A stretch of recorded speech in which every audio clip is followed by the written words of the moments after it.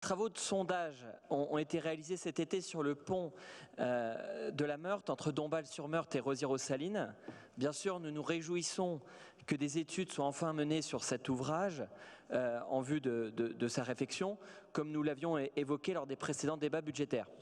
Mais la route départementale numéro 116 entre Dombasle et Rozières a été totalement interdite à la circulation du 19 au 23 août 24 heures sur 24 et du 26 août au 27 août de 8 h à 18 h.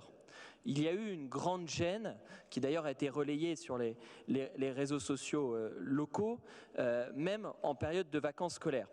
Il apparaît ainsi indispensable que les travaux à venir, peut-être dans quelques années, de réfection du pont, intègrent la possibilité permanente que la circulation automobile soit toujours possible, soit à cet endroit par une circulation alternée, soit à proximité immédiate du pont actuel, peut-être en érigeant un passage provisoire. Je vous propose d'y réfléchir sérieusement. Vous allez mener mardi prochain, mardi 3 décembre, une enquête publique de 7 h à 19 h au rond-point à proximité du pont. Quelles seront les questions posées au-delà de l'origine et de la destination des véhicules? Êtes-vous prêt à étudier une création de déviation à proximité sans obliger les personnes gênées à faire un détour de 25 minutes aller-retour? L'accès est essentiel au collège de secteur, à la gare de Rozières-aux-Salines, y compris pour les piétons et cyclistes. Notre collectivité avait d'ailleurs soutenu la réalisation de la voie douce il y a quelques années, sachant que cette gare de Rozières-aux-Salines est située sur le territoire de Dombasle. L'accès est aussi essentiel au commerce et services présents de l'autre côté du pont, et l'accessibilité à l'autoroute pour la population roziéroise d'une part, mais aussi celle des villages voisins, est indispensable.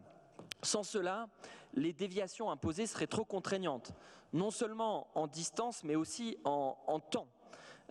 Il convient de l'intégrer d'ores et déjà dans le cahier des charges du projet, en concertation avec les élus locaux. Je pense en particulier aux élus des communes de Dombasle et de Rozières. Leurs élus, leurs habitants et leurs acteurs socio-économiques, je pense notamment aux commerçants, sont très inquiets.